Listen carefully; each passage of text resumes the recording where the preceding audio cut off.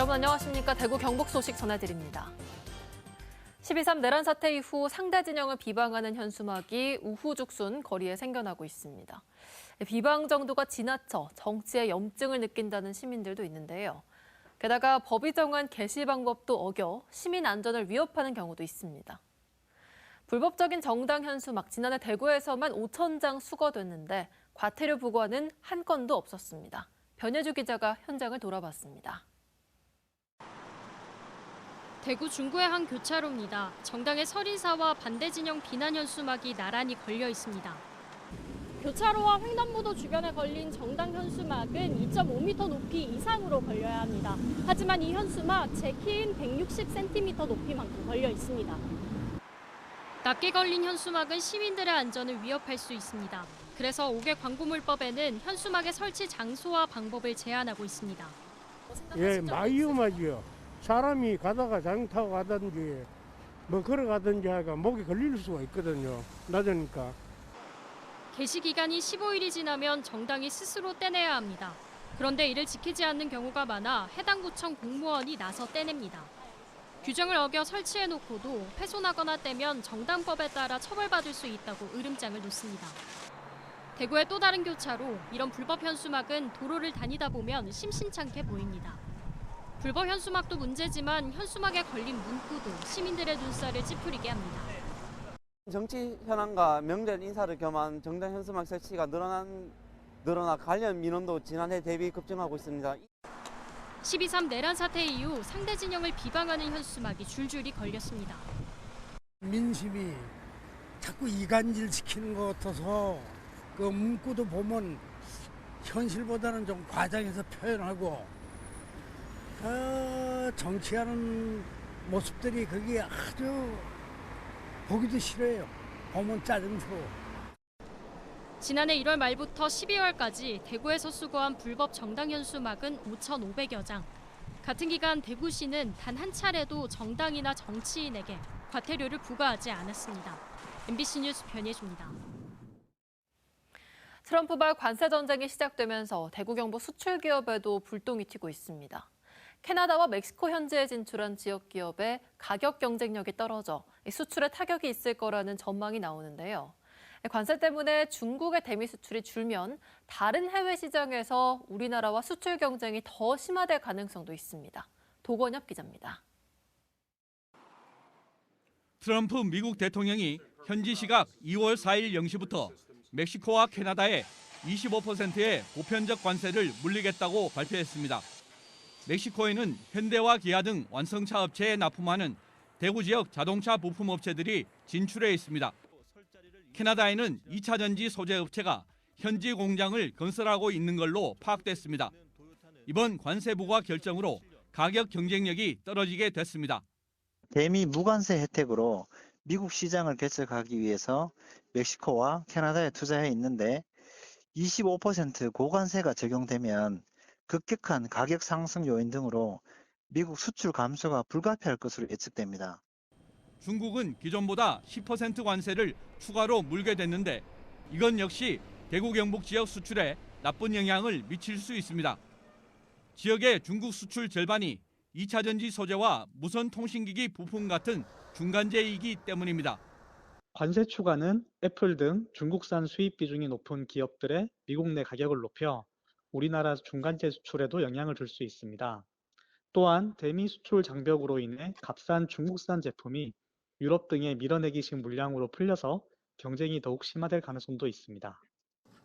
멕시코와 캐나다 현지 진출 기업들은 피해를 최소화하기 위해 납품처인 대기업과 납품 단가 협의를 고민하고 있습니다.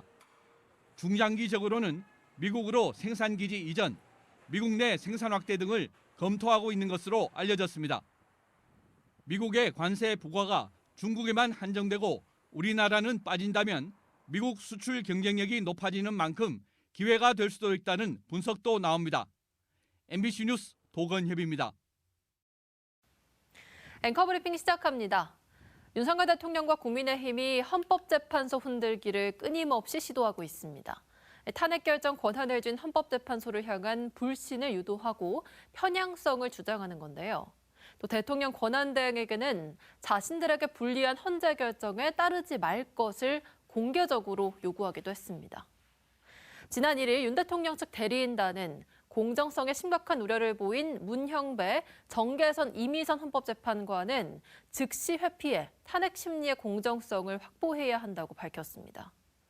윤 대통령 변호인단은 재판관 개인이나 가족의 성향을 문제 삼으면서 사법체계를 흔드는 행위를 일삼고 있고 변호인단의 이런 행태는 국민의힘의 기조와도 맞닿아 있습니다.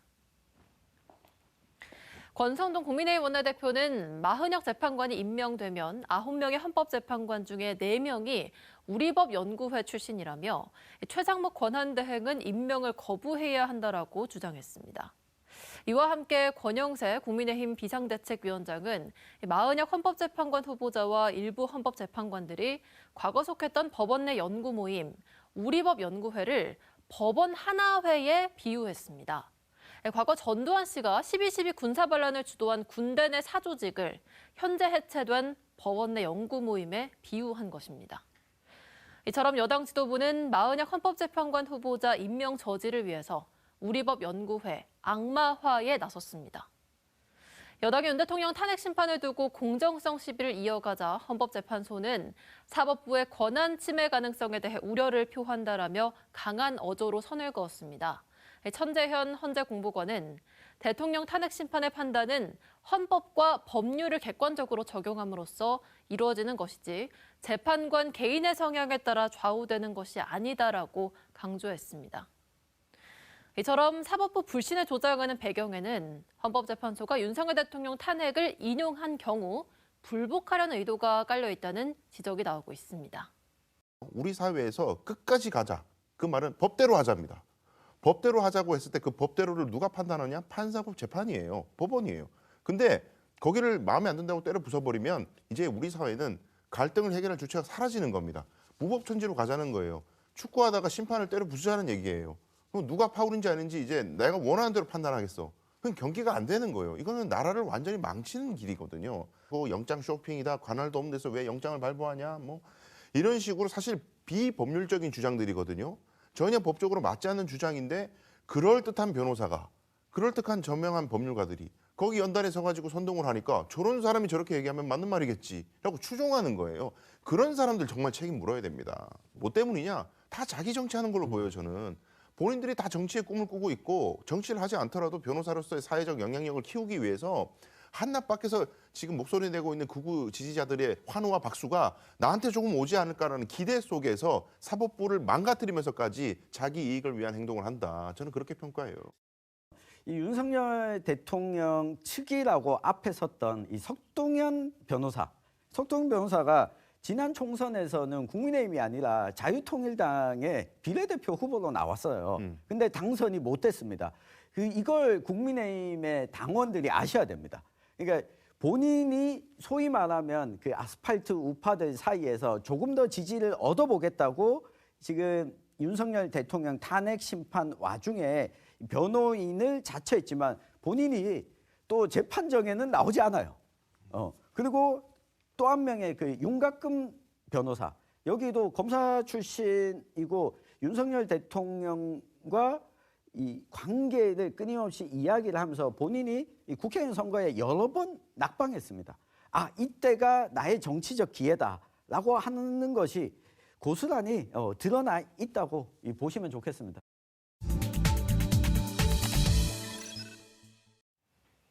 네, 다음 소식입니다. 형산강은 우리나라 국가하천 가운데 경사도는 심한 반면에 흐르는 물의 양이 적어 겨울철 갈수기가 되면 바닷물이 자주 역류합니다. 이 때문에 농업용수와 식수원에 염분이 섞여 겨울철만 되면 그 피해가 반복되고 있는데요. 장기적인 대비책이 필요하다는 지적입니다. 보도에 김기영 기자입니다. 포항 남구에서 가장 넓은 청심들입니다. 형산강을 끼고 지하수가 풍부해 30년 가까이 전국 최대 부추 재배 단지로 명성을 날렸습니다. 하지만 지하수에서 염분이 섞여 나오면서 부추는 명맥이 끊겼고 그 자리를 시금치가 대신하고 있습니다. 지척에 농경지를 두고 상류인 경주까지 가서 농지를 임대해 부추 농사를 짓기가 여간 불편한 게 아닙니다. 부추 농사는 겨울에 수박이라는 시설을 해가지고 겨울에도 늘 밤중에 나가봐야 됩니다. 그런 걸 다 감안할 때 강동까지 가니까 힘들어합니다. 농민들은 형산강을 정비하면서 바닷물 차단 역할을 하던 둔치 흙을 걷어내고 동시에 영일만 대로를 건설하면서 흙을 쌓아 산에서 내려오는 물을 차단한 것이 짠물 유입의 요인이라고 주장합니다.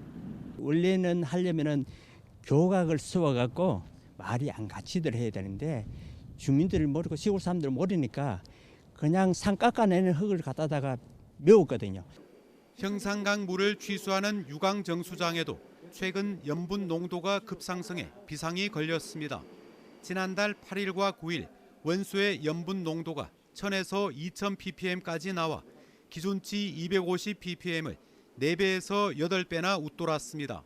포항시 맑은물 사업본부는 형산강 취수를 중단하고 안개댐에서 원수를 공급받아 제한급수 위기를 넘겼습니다. 그 당시에 저희들이 급수를 조금 제한을 하려고 이제 사전에 예고를 해서 주민들이 피해가 없도록 하기 위해 저희들이 한 거고 지금 현재는 특별한 문제가 되는 건 없습니다. 농민들은 우량 농지로서의 기능을 상실한 만큼 생산 녹지 지역 해제를 요구하고 있습니다. 형산강은 언뜻 보면 물이 많아 보이지만 유입량이 적은 겨울철이면 강바닥이 보일 정도로 늘 고여 있어 대체 수원지 확보도 시급합니다. MBC 뉴스 김기영입니다. 경북 지역의 2025 나눔 캠페인 모금액이 사상 처음 200억 원을 돌파하며 역대 최고 기록으로 마무리했습니다. 경제 불황에다 전국 혼란까지 겹친 어수선한 상황이었는데요. 이웃 돕기를 향한 온정은 더 뜨거웠습니다. 엄지원 기자가 전해드립니다. 사회복지 공동 모금회가 주관하는 희망 2025 나눔 캠페인이 목표의 176억 원을 21% 초과한 213억 8천만 원을 기록했습니다. 지난달 10일 이미 목표액을 조기 달성한 경북 사랑의 온도는 목표액 달성을 상징하는 100도를 훌쩍 뛰어넘은 121도로 모금을 시작한 1998년 이래 역대 가장 높았습니다. 모금액 기준 경북은 서울, 경기, 충남에 이어 전국 4위. 인구수 대비 1인당 모금액 기준은 충남에 이어 전국 2위로 도민 1명당 8,446원을 기부한 셈입니다. 안정적인 모금을 위해서는 기업이나 단체 기부가 아닌 개인, 풀뿌리 기부 비중이 중요한데 경북은 이번 모금에서 53.8%가 개인 기부로 전국에서 가장 높은 곳으로 꼽힙니다. 우리 도민이 잘 산다고 많이 내는 게 아니고 그만큼 경북 정신이 있습니다. 어려울 때일수록 함께 도우며 산다 이런 경북 정신이 있기 때문에 성금은 도내 취약계층의 생계 의료비 지원, 복지시설 개선 등에 활용될 계획입니다. 이거는 올 한 해 긴급 생계 자금 지원 등 다양한 사업에서 어려운 이웃을 위해 활용할 걸로. 계속된 경기 침체에다 시국 불안에도 이웃에게 나누는 마음의 온기가 모여 추운 겨울을 따스히 녹이고 있습니다. MBC 뉴스 엄지연입니다. 낙동강 네트워크 등은 오늘 기자회견을 갖고 낙동강 인근 조사 대상 97명 가운데 47.4%인 46명에게서 유해 남세균 독소인 마이크로시스틴이 검출됐다고 밝혔습니다. 이들에 따르면 대구가 조사 대상자 12명 가운데 10명에게서 마이크로시스틴이 검출돼 83.3%의 검출률을 보여 가장 높았습니다. 인간의 호흡기를 통해 녹조 독소인 마이크로시스틴이 검출된 것은 국내 처음입니다. 이번 조사는 지난해 8월 20일부터 9월 12일에 이루어졌고 김동은 계명대학교 동산의료원 이비인후과 교수가 연구총괄, 이승준 부경대학교 교수는 분석총괄, 백도명 서울대 보건대학원 명예교수와 강찬수 환경신대믹연구소장이 자문을 맡았습니다. 동북지방통계청의 지난해 12월 대구 경북 산업활동 동향에 따르면 대구의 광공업 생산은 전년 동월 대비 3.3% 줄었습니다. 자동차, 전기가스 증기업, 전자통신 등에서는 증가했지만 금속가공, 기계장비, 의료정밀광학 등에서 감소했습니다. 대형 소매점 판매액은 7.3% 감소했습니다. 백화점 판매는 5.2% 줄었지만 대형마트 판매는 2배가량인 10.6%나 감소했습니다. 건설 수주는 2,408억 원으로 전년 동월 대비 72.7% 줄었습니다. 홍준표 대구시장이 오늘 시청 간부회의에서 2027년 완공 예정인 대구 대공원에 중국의 판다를 데려올 수 있도록 다시 한번 협의하고 판다를 관리할 수 있는 시설을 검토하라고 관련 부서에 지시했습니다. 대구 경북 신공항 건설 사업과 관련해서는 단일 사업으로 30조가 넘어가는 해방 이래 최대 규모 사업이라며 대구시 사업으로 추진하는 것 자체가 출발부터 잘못된 만큼 정부는 공공자금 관리기금 융자에 적극 협조해달라고 강조했습니다. 대구시는 올해 신규 공무원 364명을 채용합니다. 지난해보다 151명 증가한 규모로 대구 경북 신공항 건설과 대구 경북 행정통합 등에 대비하기 위해서라고 시는 밝혔습니다. 직급별 선발 인원은 5급 1명, 7급 12명, 9급 335명, 연구 지도직 16명입니다. 필기시험은 직별에 따라 4월과 6월, 11월에 각각 실시됩니다. 올해 대구시 신규 공무원 임용시험에서는 지난해 7월 첫 시행된 거주지 제한 요건 폐지가 적용됩니다.